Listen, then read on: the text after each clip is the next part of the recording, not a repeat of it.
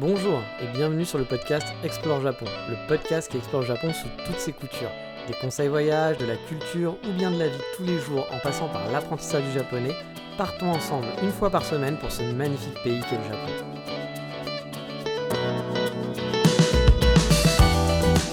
Bonjour à tous, j'espère que vous allez bien. Ici, la saison des Sakura a fini il y a un peu moins de quelques semaines, je veux dire. Il y a moins de touristes étrangers. Il faut dire que c'était un peu la folie niveau tourisme ici. On voit qu'il y a eu vraiment une très très grosse frustration. Et encore, elle se ressent moins sur Tokyo, je pense, qui est plus dilué par le nombre d'habitants. Mais à Kyoto, on voyait vraiment la différence. Certains quartiers, c'était noir de monde et uniquement de touristes. Je suis pas sûr que ça soit super agréable finalement de visiter Kyoto en ce moment, mais bon. Après, c'est une question de feeling, bien sûr. Et ce qu'on aime dans un voyage finalement, dans les visites. Et ça sera justement le sujet de l'émission. Mais bon, comme d'hab, on va faire le 36-15 ma vie. Et j'oubliais, je parle de touristes étrangers, mais on n'avait pas les touristes chinois aussi, qui sont là en masse habituellement, et qui sont quand même la grosse majorité des touristes, beaucoup plus que les touristes, on va dire, occidentaux. Et j'ai envie de dire heureusement, parce que sinon ça aurait été un vrai enfer, je pense. Je sais pas comment le Japon compte gérer ça, le retour des touristes chinois à un moment donné, mais clairement pour l'instant les infrastructures elles sont pas prêtes. Une ville comme Kyoto n'a pas de transport pratique par exemple, il y a que 2 métros qui font nord-sud et est-ouest, quelques trains qui peuvent être pratiques, ok, mais suivant où vous allez, où vous habitez, vous allez devoir prendre le bus, et là je vois déjà vraiment la différence entre le Covid et maintenant. Les bus sont impraticables pour les locaux, et même pour les touristes, c'est compliqué. C'est un véritable enfer, je pense, et c'est souvent ça aussi qu'on entend. On entend les locaux ici à Kyoto gueuler parce que justement il y a trop de touristes dans les bus, que les bus ils peuvent pas les prendre, que tout le monde est serré comme des patates. Enfin, c'est un truc, la ligne 13 vous oubliez, les bus à Kyoto, je pense que c'est pire que la ligne 13 à Paris pour ceux qui connaissent. Un conseil aussi, si vous venez en vacances au Japon, c'est un truc que je dis souvent, venez léger. Le Japon, il n'est pas adapté pour des grosses valises. Et je vois souvent des touristes venir avec leur maison. Je ne sais pas même ce qu'ils font, pourquoi ils ont besoin de tout ça. Je sais que pour certains, c'est compliqué, ok, de partir light. Mais SVP ne partez pas avec des valises de 15 km de long. Quand je vois des touristes avec 2 ou 3 grosses valises dans le métro, pire, dans le bus, je me dis que, ça doit être vraiment méga relou pour eux, parce que transporter 2 grosses valises, c'est déjà quand même pas cool. Et de 2, pour les locaux, c'est vraiment chiant. Les transports sont pas comme chez nous, ils sont pas adaptés à des grosses valises. Le japonais, en général, il voyage léger. Il va prendre une toute petite, vous savez, les toutes petites valises cabines, et encore, quand je vois certaines personnes venir avec des valises cabines qui ressemblent à des valises normales, j'ai envie de te dire, c'est pas ça une valise cabine pour moi. Non, une valise cabine, c'est vraiment la toute petite valise, vous savez, où vous mettez 3 t-shirts, un pantalon, et voilà, 2-3 conneries, quoi. C'est l'équivalent d'un sac à dos, mais en valise, quoi. Et quand je vois, ils voyagent souvent juste avec des petites valises, ou même pas du tout. Ils vont se faire envoyer leurs valises, tout simplement. Parce que dans les TGV japonais, les Shinkansen, par exemple, il n'y a pas d'espace vraiment dédié comme nous, dans nos TGV à nous, pour stocker des grosses valises. Et les bus en ville à Kyoto, ils sont pas faits du tout non plus pour ça. Bref, si j'avais un conseil à donner, venez léger. Surtout qu'au Japon, avec les combini, etc., les trucs qui sont vers 24h sur 24, si vous manque un truc, c'est pas compliqué de le trouver à toute heure. Vraiment, s'il y a quelque chose, vous dites, ah mince, j'avais absolument besoin de ce truc-là. Bon, à part si vous allez vraiment dans la campagne japonaise, chose que vous ne ferez pas la plupart du temps quand vous serez touriste, vous allez aller dans les endroits touristiques, donc vous allez trouver tout ce qu'il vous faut. Et pour ceux qui vont me sortir, ah ouais, mais je veux acheter des figurines, des gadgets, de la porcelaine, des petites culottes parfumées aux odeurs de Megumi. Ah, rigolez pas, ça existe. Mais bref, oui, je comprends, bien sûr. Moi aussi, quand je suis venu ici, j'avais envie d'acheter des cadeaux, des machins, des figurines et autres. Mais vous pouvez toujours acheter une valise cheap sur place. Moi, c'est ce que j'avais fait une fois. J'avais acheté une valise vraiment pas chère. Surtout si vous finissez à Tokyo ou à Osaka, des marchands de valises cheap, vous en trouverez. Et vous envoyez, ou vous la prenez avec vous, vous l'achetez sur place, puis vous la prenez avec vous, pam, comme ça c'est bon. Ou alors vous envoyez un colis, ça vous simplifiera la vie et vous ferez moins chier les locaux aussi. Et aussi, là c'était la Golden Week, on était en plein dedans là en ce moment. C'est la semaine des Golden Week et on va faire justement la 36-15 ma vie, même si moi j'ai pas de Golden Week. Donc oui, j'enregistre ce podcast pas à l'avance, on est dimanche, donc il va être publié dans la foulée. Et en plus j'ai un nouveau logiciel aujourd'hui parce que j'ai arrêté pour des détails, mais j'avais la suite Adobe, pour ceux qui s'intéressent, qui coûte très cher, c'est genre 70€ à peu près à payer tous les mois. J'utilise beaucoup Photoshop, j'utilise beaucoup Lightroom, j'utilisais aussi donc le logiciel d'audio qui est vraiment pas mal, Audition, mais ça faisait vraiment cher, 70 balles tous les mois juste pour ça. Donc du coup j'ai décidé d'arrêter et de payer juste la suite photo, et donc je n'ai plus Adobe Audition, ou Adobe si on dit ça proprement. Donc j'ai dû retourner sur le vieux GarageBand de Mac que je n'ai jamais utilisé sur mon MacBook, et j'espère que ça va bien fonctionner parce que je l'ai pas réutilisé depuis longtemps, j'ai vu qu'il avait changé. Puis je me souviens que GarageBand, une des mauvaises qualités de GarageBand, c'était qu'au bout d'un moment, il s'arrêtait. Il me semble qu'au bout de 30 minutes, 40 minutes, ça s'arrêtait. J'étais obligé de faire une deuxième piste que je pouvais pas mettre collée en plus après à la suite. Bref, j'espère qu'ils ont un peu amélioré ça parce que sinon, ça va être un peu le bordel pour moi. Mais bon, on verra. Je vais tester comme ça. Sinon, la semaine prochaine, je prendrai un autre logiciel. Mais peut-être que ça sera un petit peu bizarre aujourd'hui, même pour le son, etc. Je vais essayer de faire au mieux. Et vu que j'ai pas eu trop le temps pour préparer, comme d'hab, vous le savez, je reviens pas là-dessus, du coup je fais ça un peu à l'arrache. Le texte était prêt, mais pour l'enregistrement, je fais un peu en direct pendant madame est sous la douche. Donc voilà, donc j'enregistre ce podcast ce dimanche, c'était la Golden Week, ça l'est encore je pense aujourd'hui, et donc il y avait beaucoup de Japonais qui étaient là, c'est la grosse semaine de vacances au Japon, parce qu'il y a plusieurs jours fériés qui suivent, et on peut souvent se faire 7 à 10 jours de vacances, enfin je dis mais moi je suis pas dans les jours fériés japonais, donc je bossais, mais Tokyo se vide un peu, comme Paris l'été finalement, pour ceux qui ont l'habitude de Paris l'été, moi j'en étais un des aficionados, parce que je pouvais pas partir en vacances l'été à Paris, donc je pouvais profiter.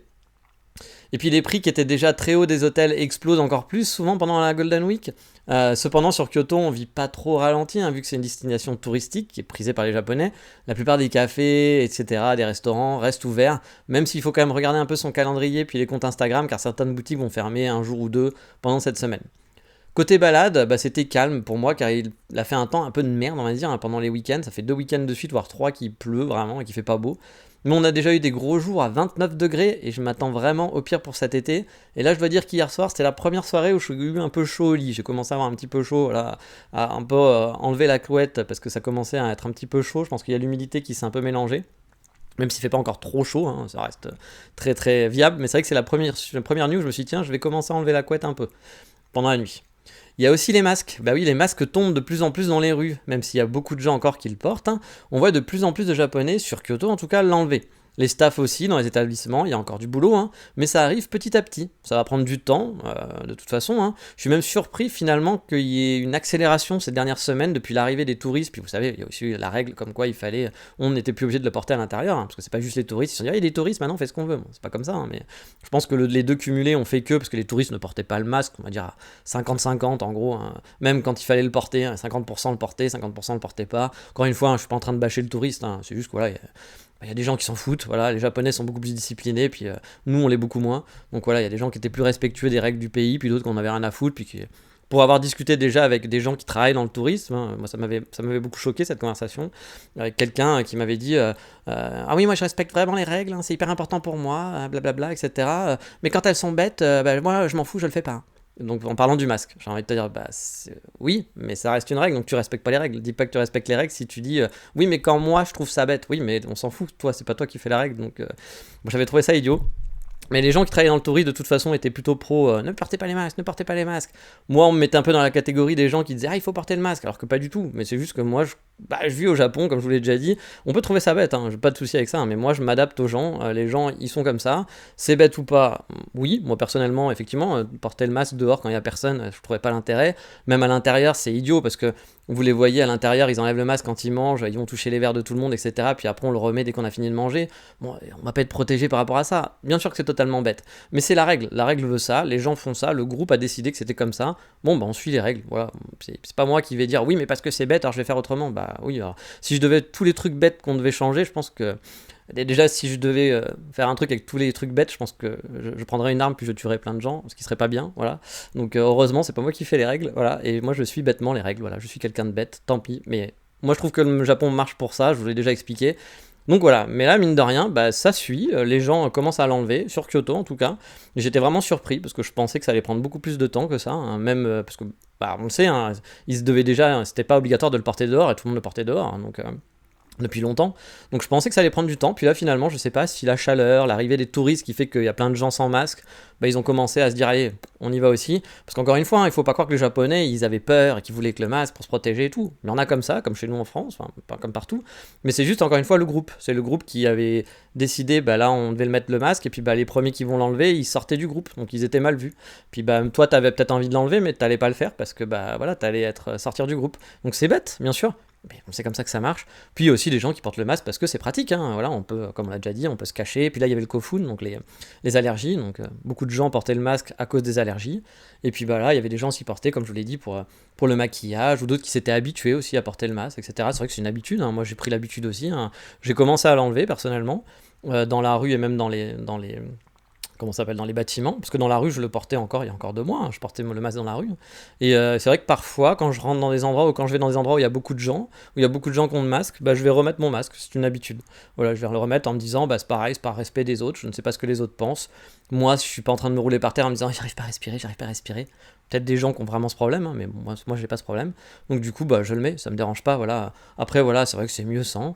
Quand on se balade, bah, on a moins chaud, c'est plus agréable, voilà. Puis c'est plus agréable de voir la tête des gens. Mais bon, encore une fois, moi je me roulais pas par terre, j'étais pas un lobbyiste du il faut enlever le masque, c'est pas normal, etc. Comme j'avais certains de mes amis qui travaillent dans le tourisme, qui étaient vraiment à fond là-dessus. Hein.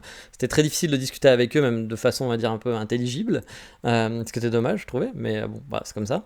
Et puis bah, surtout que vous passiez pour ah, mais tu vas absolument porter le masque. Non, non, moi je m'en fous. Moi demain on me dit on l'enlève, je l'enlève, mais encore une fois, je respecte le groupe, je suis le mouvement, tout simplement. Voilà, tout simple. Pour passer à un autre sujet, niveau découverte est plus sympa que le masque, même si le masque c'est sympa parce que finalement on l'a plus, et puis bah moi je suis content de ne pas le porter cet été, parce que l'été dernier ça m'avait vraiment amené des certaines chaleurs, et là je pense qu'on va vraiment en chier cet été, donc ça plus le masque aurait été dur. Mais niveau positif, bah, j'ai découvert un nouveau café, j'y suis allé quelques jours après son ouverture, c'était il y a 2 semaines maintenant je pense. Il est pas loin de chez moi et il y a tout ce que j'aime. La déco elle est chouette, il y a un très bon café, le cheesecake est excellent, il est juste en face d'un chemin de fer. Du coup, bah, j'en profite un max pour l'instant, qu'il n'y ait pas trop de personnes. Il y a beaucoup de coffee geeks qui viennent, et les saloperies d'Instagrammeurs, entre guillemets, hein, je rigole, mais bon, à cause d'eux, je sais qu'on va voir débouler bientôt une grosse foule, et même après 2 semaines, j'ai déjà commencé à voir bah, les Megumi followers, quoi, et qui vont venir faire les photos, les petites Instagrammeuses, qui étaient moins coffee geek ou moins coffee Instagram, on va dire, mais ça commence à arriver, mais bon, ça reste encore calme, mais bon, pour l'instant, c'est chouette, je peux en profiter. Et le café a vraiment une ambiance cool avec de la musique ambiante qui a beaucoup plu à mon binôme, qui adore l'ambiance. Voilà. J'ai déjà amené 4 personnes différentes là-bas, c'est un peu mon spot du moment, jusqu'à ce qu'il soit full. Voilà. Mais j'ai pu me faire une session l'autre jour avec personne dans le café, c'était avec un petit vent frais qui traversait le café, la porte grande ouverte avec les bruits de train. C'était hyper paisible, c'était vraiment le Japon que j'adore. J'ai déjà mis l'adresse pour les abonnés Patreon, ça sera mon petit cadeau. Essayez de ne pas la partager trop vite pour garder un peu l'exclusivité du lieu, parce que bah, c'est toujours pareil, dès que ça commence à circuler, après ça devient l'enfer. Pour comparer, par exemple, un de mes cafés préférés est envahi maintenant d'étrangers et de gaijin. Quand je dis envahi, parfois il n'y a aucun japonais, vraiment. Et il y avait la queue à l'entrée, chose que j'ai jamais vue dans ce café-là avant. J'avais jamais vu la queue dans ce café. Quand je pense, voilà, pendant le Covid par exemple, parfois j'étais tout seul là-bas, mais vraiment tout seul. Bon, c'est sûr qu'on compare l'incomparable, mais je suis pas contre le fait qu'il y ait un peu d'étrangers, de touristes. Mais là, c'est vrai que c'était plus que des touristes étrangers. Et il y avait la queue, voilà, il y avait la queue pour aller dans ce café qui est bien, il est très bon café, mais il y en a des centaines de biens, des bons cafés sur Kyoto. Donc je suis là à me dire pourquoi. Et bah là, pour moi, par exemple, ça devient impraticable ce café. Et c'est bien dommage, parce que je l'aimais beaucoup. Mais bon, faut savoir s'adapter. Sûrement qu'il passera de mode à un moment donné. Mais bon, là, j'ai vraiment senti l'effet influenceur américain, parce que beaucoup d'Américains surtout, de le mec un peu connu, le Shimbun 26 du désert, qui a fait son truc. Parce que j'en ai vu en plus des Instagrammeurs pendant un moment. Moi, j'avoue, c'est un monde qui me dépasse, même si j'aime bien faire des photos, j'aime bien faire des petites vidéos, etc. Là, c'était vraiment l'Instagrammeuse et son mec, donc qui l'a filmé avec la gimbal, et puis il la prenait en scène pendant qu'elle prenait son café, qu'elle levait, il faisait plein de scènes différentes, quand elle revenait des toilettes, quand elle marchait, quand elle allait commander, qu'elle parlait avec le barista, j'étais waouh. Bon, après, ils étaient pas trop chiants, ils étaient pas trop bruyants, donc bon, pourquoi pas, parce qu'il y a la version plus bruyante, où là, t'as envie de te dire, mec, t'es pas chez toi, quoi. Tu feras ta vidéo dans ta maison si tu veux, mais là il y a d'autres clients, respecte les autres clients qui sont là, respecte le calme. Eux ils l'étaient pas, mais là j'étais waouh, vraiment, qu'est-ce que ça vous apporte, si ça vous apporte de l'argent sûrement, mais j'étais là, qu'est-ce que ça vous apporte dans votre vie de faire tout ça, quoi, parce que là tout était scénarisé, quoi. C'était vraiment, je sais même pas s'ils profitent du moment finalement ces gens-là quand ils sont dans le café, parce qu'après ils vont me dire ah le café t'es génial, j'ai super adoré, mais qu'est-ce que t'as adoré en fait, parce que t'as pas profité, t'as travaillé en fait dans ce café, t'as fait un travail, t'étais pas en mode pause comme on vient dans un café, bref, c'est des choses qui me dépasse. Après, encore une fois, c'est très personnel. Il y a des gens qui peuvent trouver ça génial, d'autres qui peuvent adorer. J'ai des potes qui sont Instagrammeurs et qui adorent faire ça. Bon, voilà, chacun son désir.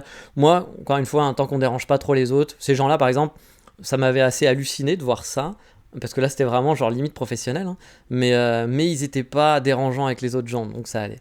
Mais le problème, c'est que là, sûrement que peut-être c'est cette personne qui a mis cette vidéo super jolie de son machin et tout, etc. Et maintenant, c'est rempli de touristes. Parce qu'en plus, les touristes américains adorent aller là où les autres touristes américains vont. Ça, c'est un truc qui me dépasse aussi. Il faut qu'ils soient entre eux.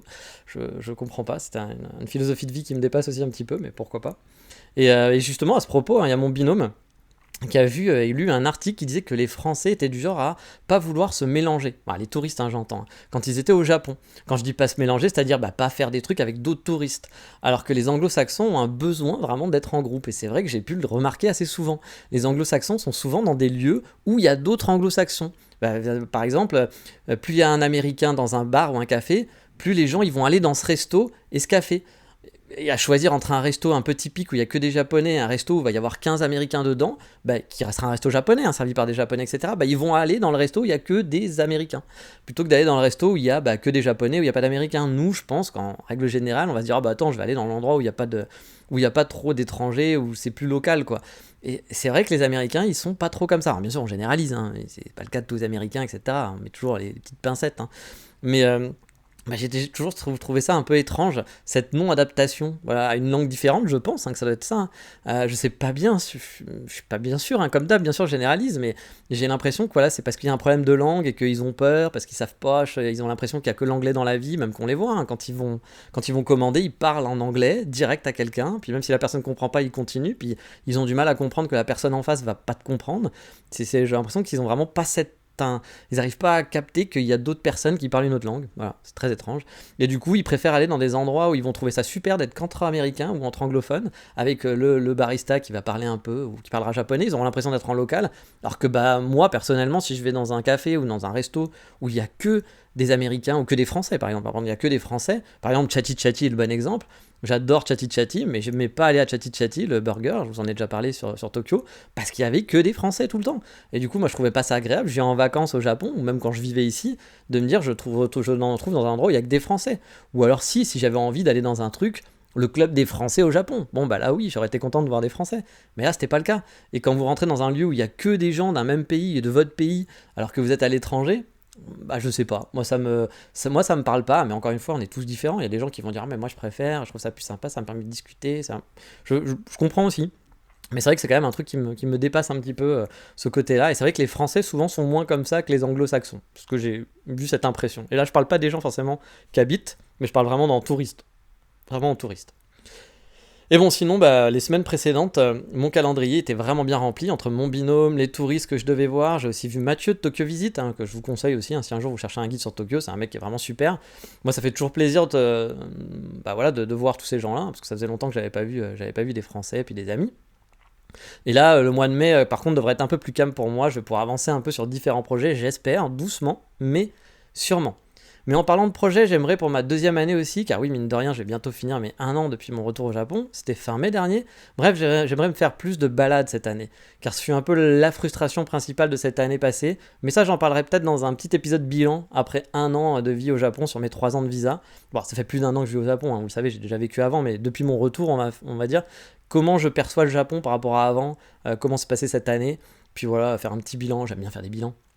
Voilà. Mais bref, vous le savez, hein, j'aime me balader, j'aime explorer. Et bien entendu, comme tout le monde, lors de mon premier voyage au Japon, j'ai fait tous les lieux dits incontournables. Enfin presque. Parce que par exemple, le Kiyomizu-dera, je l'ai fait qu'en 2022. Ouais, donc il n'y a pas si longtemps que ça. Le pavillon d'or, je l'ai fait lors de mon deuxième passage en tant qu'habitant au Japon, pendant le Covid. Bref. Vous le savez, j'aime pas trop les lieux trop bondés, les lieux à la Disneyland. Et Kyoto parfois peuvent vraiment l'être. En grosse saison, la rue qui va par exemple au Kiyomizu-dera peut être un long et interminable marche, enfin une longue marche, entourée de touristes serrés les uns contre les autres, on entend juste parler chinois et anglais. Mais je vais faire un petit aparté aussi, un truc qui m'a fait marrer, parce que c'est vrai que j'ai oublié d'en parler, mais ça fait plus partie du 3615 ma vie, c'est que j'ai vu, ça fait 2 fois que je vois une émission de télé où vous avez des brands connus comme McDonald's, etc. en comparaison. Donc Moss Burger, qui est l'équivalent un peu du McDo au Japon. Alors certains vont me dire, ah non, Moss Burger c'est frais, contrairement au McDo. Bon, moi je trouve que c'est l'équivalent, c'est même moins bon, sûrement. Enfin pour moi les deux j'aime pas, donc mais bon, moi je suis pas très fan. Et Pizzala, je crois que c'était, qui est l'équivalent d'un Pizza Hut aussi au Japon. Et c'est une émission où donc les gens de Pizzala et de brands comme ça, de brands un peu connus, vont faire tester leurs produits, leurs 10 produits phares, par des professionnels, par quelqu'un par exemple qui tient son propre burger, par un chef étoilé de la pizza, un pizzaiolo étoilé, etc. Et donc ils sont à la télé, puis ils font les tests, avec bien sûr comme d'habitude les stars qui font oh, honto, et voilà, qui s'exclament devant chaque truc. Hein. Et bien sûr, comme toute émission, vous avez 10 spécialistes qui vont dire c'est bon, c'est pas bon. Voilà. En gros, ils vont manger, puis ils font des têtes de genre ah mais qu'est-ce qu'il va voter, qu'est-ce qu'il va voter. Et c'est très rigolo parce que les 2 émissions que j'ai vues, les mecs ont eu en gros sur 10 plats présentés, ils ont eu 9 très bons et un pas bon. Ah, et c'est très marrant parce que les Japonais ont quand même une culture un peu de voilà, de la gentillesse et du ouais. Alors, moi, par exemple, quand j'en parle à ma copine, je fais non, mais tout ça, c'est du fake. Les mecs, ils ont payé l'émission, puis c'est sponsor. Hein, il y a leur nom partout, il y a des pubs au milieu, il y a leur gros logo dans tous les trucs. Voilà, c'est des gens qui payent une émission. C'est comme si McDonald's payait son entrée dans son émission pour montrer ses produits et puis que les gens disent c'est super bon, que des chefs disent va, faut que t'ailles manger au McDo. Putain, moi, je suis un grand chef étoilé, mais j'adore le burger du McDonald's. Hein, c'est le meilleur burger du monde. Bon, les gars, faut pas déconner. Hein, je peux comprendre que vous ayez McDo, vous aimez McDo, mais de là à dire que c'est un bon burger ou le meilleur burger du monde, bon, je pense qu'on je peux mettre mes mains à couper pour dire qu'il y a des burgers qui sont largement meilleurs que celui de McDo. Et bref, c'est une émission qui est payée, qui est totalement fake, etc. Et puis on met un mauvais ou 2 mauvais pour faire genre, regardez, on a quand même voté contre, pour pas que ça fasse l'école des fans trop, quoi, tu vois, sinon ça serait trop visible. Et quand j'en parle à ma copine, elle est presque énervée en lui disant que c'est faux et que c'est une fausse émission et que ça a acheté. C'est assez marrant, parce que ça se voit que c'est faux. Enfin, je veux dire, Enfin, moi, quand j'ai vu les 10 chefs qui disent ah, le burger de Moss Burger, il est vraiment trop bon, qu'il y en a 9 qui sont vraiment trop bons, j'ai envie de te dire, je vais pas venir manger chez toi, gars, parce que si pour toi, le burger de Moss Burger, c'est un très bon burger, c'est que le tien, il est à peu près équivalent à celui-là, et j'ai pas envie de payer beaucoup plus cher pour manger un truc de piètre qualité. C'est mon avis, encore une fois. Hein. Vous pouvez aimer les fast-food, mais ça reste un burger de fast-food. Donc qu'on paye pas cher, oui, le rapport qualité-prix est peut-être bon, mais ça reste pas un bon burger, voilà, c'est pas de la bonne qualité, c'est de l'industriel. Ça serait un truc fait main sera toujours meilleur qu'un truc industriel, y a pas photo. Et donc voilà, ce genre d'émission me fait halluciner, puis surtout la réaction de ma Megumi qui, je pense qu'il n'est pas la seule, hein. Je pense que les Japonais sont vraiment en train de se dire ah oui, bah oui, Moss Burger c'est bon, hein. Et je suis sûr que ça marche, que le lendemain il y a plein de gens qui vont aller au Moss Burger. Et j'ai envie de dire mais les gars, c'est payé, enfin ça se voit que c'est payé, enfin qu'ils en trouvent un ou deux qui sont pas mauvais, etc. Parce qu'en plus là, il est sûrement fait plus à la main, moins côté industriel pour l'émission. Pourquoi pas? Mais quand vous voyez 9 burgers magnifiquement bons, puis c'était pareil pour les pizzas, hein. Puis il y en a une qui est ouais non, celle-là on n'a pas aimé. Puis bien sûr c'est pas tout le monde qui a dit qu'il a pas aimé, hein. C'est juste que la moyenne est passée au-dessus, donc et c'est ridicule. Ouais, je trouve que ces émissions sont vraiment ridicules. Je veux dire on est vraiment, puis ça montre encore aussi la différence avec la France où nous on aurait été dans l'inverse. C'est-à-dire que les mecs on aurait fait ça, puis on aurait eu les chefs qui auraient dit c'est de la merde, puis qui auraient jeté le truc par terre en gueulant mais comment tu peux faire de la merde comme ça, arrêtez d'acheter de la merde. Voilà. Nous ça aurait été vraiment l'inverse. Et eux c'est l'opposé, c'est genre ah c'est super bon, ah mais c'est délicieux, ah j'adore. Le mec qui est chef étoilé, il est en train de bouffer un burger, tu vois la gueule du burger, tu vois qu'il est dégueulasse. C'est un truc vraiment basique, c'est un burger que tu pourrais acheter dans un combini, quoi. Et le mec il est en train de manger, puis il fait oh mais c'était un délice. Bah non mec, arrête, on sait que t'es payé, enfin c'est pas possible, tu t'as pas le droit de dire ça. Vends ton âme, là, et mets un t-shirt, j'ai vendu mon âme. Mais...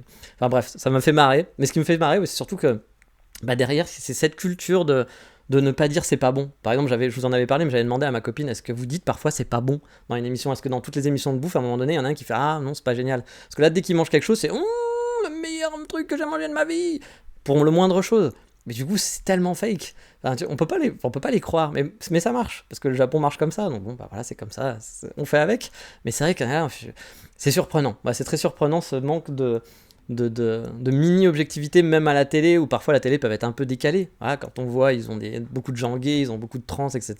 Mais ils ont pas là-dessus, non. Mais il faut toujours quand même rester gentil là-dessus. Mais sur le principe, ils sont aussi gentils sur les trans, sur les gays, sur les machins, etc.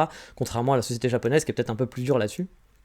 À la télé, effectivement, hein, on les met en valeur et tout est bien, et tant mieux, c'est cool. Mais c'est vrai qu'il n'y a pas d'once de négativité, c'est assez fou. Bon, après, je comprends pas tout, je comprends pas les textes, peut-être que parfois il y a des émissions qui sont plus négatives, mais là, dans tout ce que j'entends, j'ai vraiment l'impression qu'on est tout le temps dans du bisounours à 200%. Mais bref, on va revenir donc aux balades, hein, quand je vous le disais, hein, il y a des endroits dans Kyoto qui sont vraiment impraticable. Par exemple, j'ai le souvenir d'avoir visité le pavillon d'argent lors de mon premier voyage, et c'était à l'époque où il y avait moins de touristes, hein, c'était en 2015, je pense. Je ne sais plus, mais je pense que c'était 2015, je pense que c'était vraiment mon premier voyage. Mais j'avais détesté. On faisait vraiment la queue leu dans des allées toutes petites à attendre que chacun ait fait son selfie ou sa photo. Il n'y avait aucun plaisir, j'ai pas profité du lieu parce que j'avais l'impression de faire une queue de file d'attente dans un parc d'attractions. Alors désolé, il va y avoir des bruits parce que ma copine sort du truc, donc je vais peut-être avoir quelques bruits de fond. Et désolé, petit aparté, ma copine est arrivée, donc j'ai dû arrêter l'enregistrement, donc il va y avoir un petit saut en montage, car elle allait commencer à faire des bruits, elle n'avait pas vu que j'enregistrais, donc même si je l'avais prévenu. Mais bon, on va essayer de remettre tout ça en place rapidement. Donc je reprends ce que j'étais, donc le focus du jour, hein, vous l'avez compris, c'est les balades. Donc je vous avais parlé effectivement du pavillon d'argent. Et du coup, voilà, moi je vous dis, ce genre de lieu, il est mignon à la base, il est vraiment sympa, mais j'avais pas aimé parce que c'était vraiment de la queue leu et que tu profites pas, t'es pas dans l'ambiance finalement. Il y avait une petite forêt de bambou, bah t'es pas dans l'ambiance de la forêt de bambou, tu veux un peu respirer, être dans la forêt, être genre je suis seul, je suis zen, etc. Bon bah là, quand t'es en queue leu, t'es pas zen quoi, t'es pas là-dedans quoi. Quand il y a les gens qui te poussent derrière et que toi t'essayes de rentrer, puis que tu veux faire une jolie photo, tu peux pas parce qu'il y a plein de monde. Donc voilà, c'est pas très intéressant. En tout cas pour moi, encore une fois, c'est très personnel, hein. Et puis contrairement à d'autres pays, au Japon, moi j'adore me perdre et me balader dans des endroits où il y a rien. Alors rien, pas dans le sens où un terrain vague, hein, même si j'ai déjà fait à Tokyo par exemple les îles artificielles qui étaient en construction pour les JO, mais je veux dire dans des coins vraiment résidentiels paisibles où ce ne sont pas des coins touristiques. En Europe, vraiment, je sais pas trop pourquoi, mais je sais un petit peu, mais j'ai pas ce plaisir de me balader dans des endroits où il y a rien de spécial, voilà, où il y a rien de touristique ou joli, on va dire, hein, ou intéressant. Mais au Japon, c'est vraiment différent. Et la question, vous allez me dire, pourquoi? Je suis pas voilà, je suis pas, c'est pas parce que je suis un Japo-fan qui idolâtre tout ce qui vient du Japon, hein, c'est pas le but, hein, c'est pas genre, ah, c'est japonais, c'est super. Non, vous le savez, hein, c'est pas vraiment mon truc, je peux critiquer le Japon dans plein d'aspects. Non, je pense que j'aime ces balades ici dans le rien à cause du côté vraiment paisible. Et je pense que c'est le mot qui est revenu souvent quand je vous ai parlé de ce podcast. Et pourquoi j'aime le Japon, c'est le côté paisible. Il y a sûrement aussi la différence, hein, culturelle qui joue. Je veux dire au niveau de l'architecture et de plein de petites choses. On est vite ravi par pas grand chose qu'on trouverait banal si on était né ici. Pour preuve, ma Megumi, elle kiffe pas du tout ce genre de balade. Elle voit pas, elle ressent pas ce que moi je vois et ce que je ressens, et c'est normal, je pense. Mais moi, perso, je kiffe. Déjà, je kiffe prendre le train, voilà, pour aller quelque part. Le voyage en train, c'est bien. Ouais, ça c'est pour ton petit cul, grand corps malade. Moi aussi, je peux faire des rimes et du slam tout pourri. Ou pas, ouais.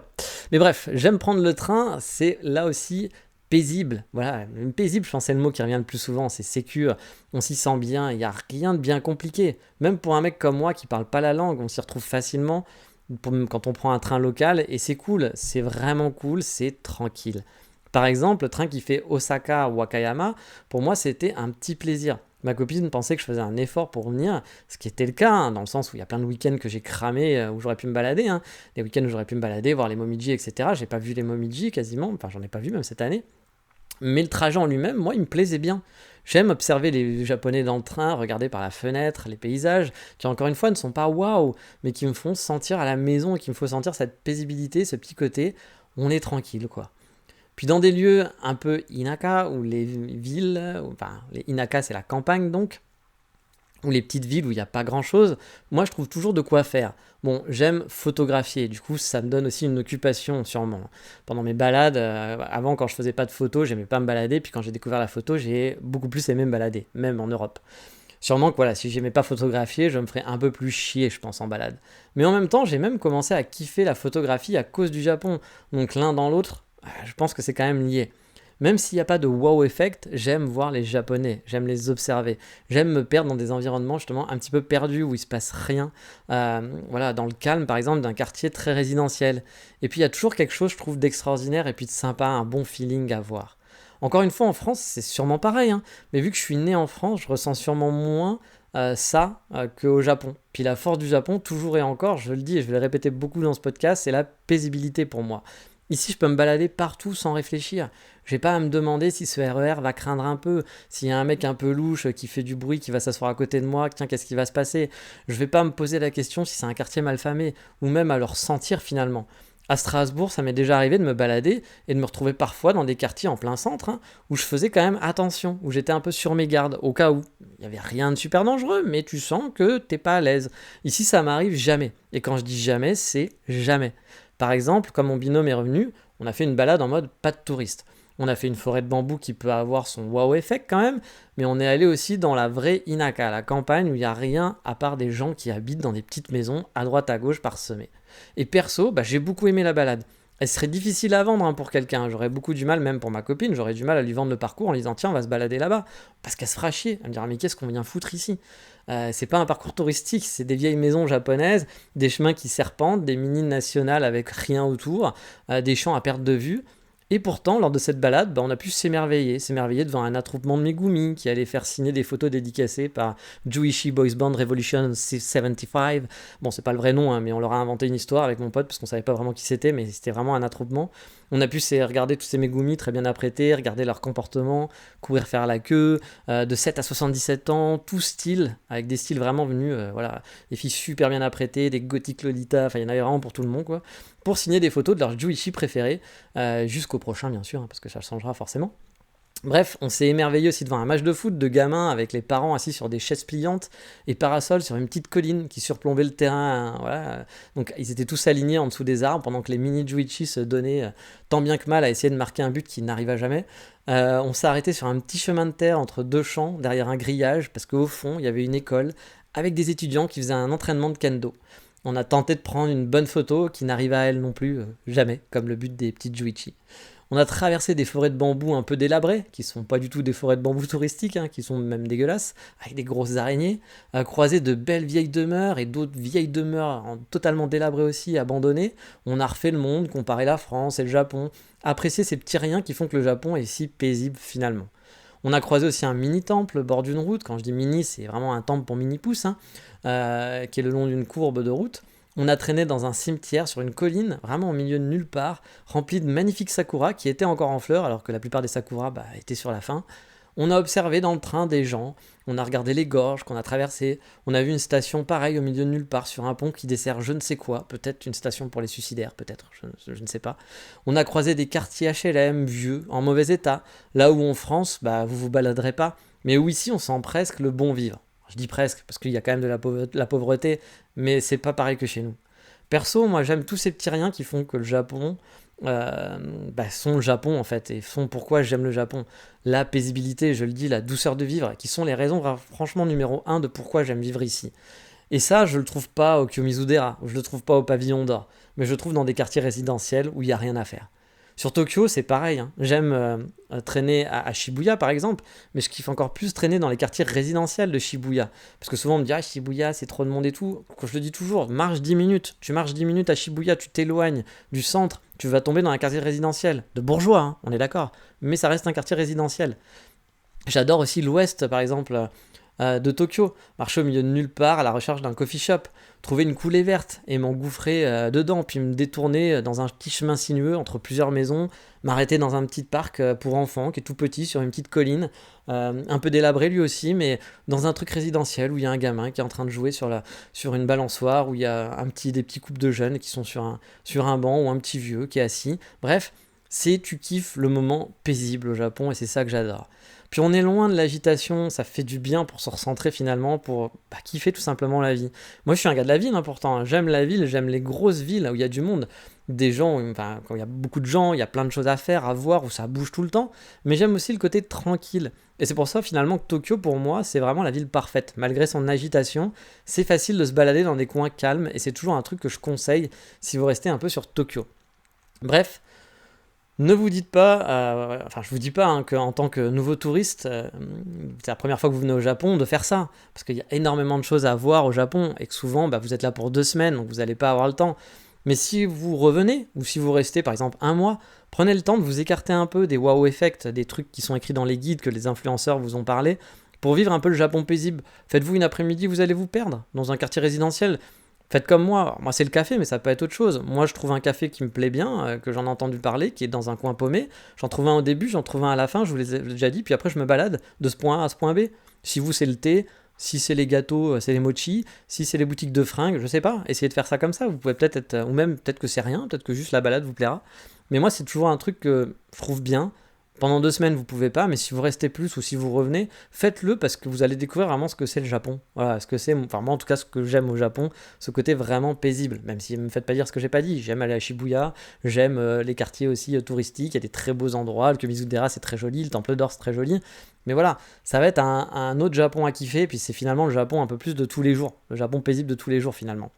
Bon, sauf si votre boulot c'est vendeur de glace au Kiyomizu-dera et que vous habitez à Dotonbori à Osaka, là c'est sûr que votre Japon de tous les jours il sera un petit peu différent et qu'il sera pas vraiment calme. Et peut-être que même pour vos prochains passages, vous aurez envie de faire moins d'Instagram voilà, d'instagrammable, de photos, instagrammable, de wow effect, et plus de petits riens. Et honnêtement, il y a toujours de quoi s'émerveiller ici, je trouve, et de profiter, même dans des quartiers pas top. Après, bien sûr, il faut aimer le Japon. Si vous aimez pas du tout le Japon, ou que le Japon, après, je sais pas pourquoi vous écoutez de podcast dans ce cas-là, mais voilà, c'est sûr que si vous n'avez pas un gros feeling avec le Japon, ou que vous aimez juste les mangas et les animés, peut-être que... alors ça veut pas dire que si vous aimez que les mangas animés, vous n'allez pas aimer ça non plus, mais si par exemple ce qui vous intéresse c'est juste les voix de petite écolière Moe, oui c'est sûr que ça va peut-être pas être votre kiff de faire ça, mais si vous aimez le Japon dans son ensemble, je pense que c'est un truc que vous allez vraiment adorer. Bon, je vais pas vous mentir non plus, ça m'arrive parfois d'explorer et de pas avoir trop kiffé ma balade. Mais franchement, c'est assez rare. Il y a souvent une partie de balade qui va quand même m'envoûter, qui va m'avoir fait faire de belles photos, ou m'avoir mis un peu dans le mood, des petits chats dans une ruelle, une maison avec une architecture sympa, des enfants qui jouent dans une petite rue avec leurs parents, des Megumi marchant dans la rue. Si j'aime cette ambiance, je l'échangerai vraiment pour rien au monde. Cette ambiance très calme, je l'échangerai vraiment pour rien au monde. Mais allez, on va s'arrêter là peut-être pour cette semaine. Vous l'avez compris, je vous invite à aller marcher en dehors des coins un peu touristiques, si vous avez le temps, bien sûr. Je ne le conseille pas si vous restez pas longtemps, mais si vous avez le temps, sortez un petit peu du confort, puis peut-être enlevez un truc qui était un peu waouh sur le mois où vous deviez rester, puis faites-vous une sortie un peu genre, allez, on choisit un quartier pour une raison, voilà, pour un café, pour un truc, mais il n'y a rien à faire autour, baladons-nous, voilà. Ciblez les rivières, ciblez les coulées vertes, ciblez là où il y a des petits parcs, vous serez, ou là, une petite rue commerçante, vous serez jamais déçus. Franchement, je pense que vous serez pas déçus. Mais bon, on va s'arrêter là pour cette semaine. Je vais sûrement faire un épisode FAQ, j'en ai déjà parlé, si j'ai assez de questions. Donc n'hésitez pas à me les envoyer, à les poster. Je pense qu'elle arrivera bientôt, dans une ou deux semaines, dans un ou deux épisodes, je pense. Et puis je pense aussi que j'essaierai de refaire une vraie balade, parce que ça fait longtemps qu'on n'est pas parti en balade ensemble, même si moi j'ai pas trop le temps en ce moment de partir en balade, puis j'en ai pas trop fait cette année, j'aimerais quand même vous amener dans quelques nouveaux endroits. Il y a peut-être des choses il va falloir que je replonge dans mes archives, mais je pense qu'il y a des endroits que je peux vous faire découvrir, que j'aime bien. Comme d'hab, n'hésitez pas à suivre mes réseaux sociaux. Il y a Instagram où je poste toujours des photos, j'en poste sur Twitter, sur Facebook. Je suis présent surtout sur Instagram. Si vous me parlez sur Facebook ou Twitter, il y a moins de chances que je vous réponde. Et puis il y a le Patreon, je remercie encore parce que je suis vraiment très étonné. Il y a de plus en plus de gens qui s'abonnent au Patreon et je suis vraiment content, ça me fait vraiment plaisir. Je suis pas content juste parce que ça fait de l'argent, c'est toujours bien d'avoir plus d'argent, mais c'est pas pour ça. C'est vraiment juste, je suis content que les gens finalement aient envie de soutenir le podcast et continuer. Puis ça me donne envie de faire un petit peu plus. J'ai commencé cette semaine à poster justement des lieux. Voilà, comme je vous le disais, des lieux, là, j'ai posté le café dont je vous ai parlé, donc j'ai posté des photos, des vidéos, puis bien sûr le Google Maps qui va bien, tout le nom, etc. C'est un peu un petit cadeau bonus que je donne à ses abonnés. Et puis je poste des photos surtout, toutes mes photos je les poste dessus. Là par exemple pour vous dire sur Instagram j'ai programmé des photos jusqu'au mois d'août, donc j'ai un stock de photos qui est vraiment énorme et j'ai pas fini. Patreon a déjà la plupart des photos, ils ont déjà vu la plupart des photos dessus. Donc voilà, c'est mon petit remerciement, j'espère que ça leur fait plaisir. Je vais essayer de mettre un peu plus de contenu, mais le podcast continuera d'être le podcast. Mais voilà, c'est vraiment parce que je suis très étonné, donc je vous remercie, puis je vais essayer d'être plus actif. Je vais pas poster tous les jours, etc. parce que c'est pas un boulot non plus, puis voilà, j'ai d'autres trucs à faire. Mais en tout cas je vais essayer de vous remercier au mieux, et puis j'espère que déjà ce que je fais avec le podcast et pour ce que je rajoute sur Patreon pour les abonnés, ça vous fait plaisir. Bref, on va en rester là pour cette semaine, 40 minutes ça me paraît bien, et puis je suis très content aussi parce que mon logiciel ne m'a pas coupé, il me semblait qu'il coupait vers les 40, mais c'était peut-être 50, je ne sais plus. Mais bref, je suis content, je vais arrêter là, je vais pouvoir libérer ma Megumi qui va pouvoir revivre sa vie. Je vais faire le montage et poster tout ça. Et qu'est-ce que je vous dis ? Je vous dis ciao, bye bye, matane.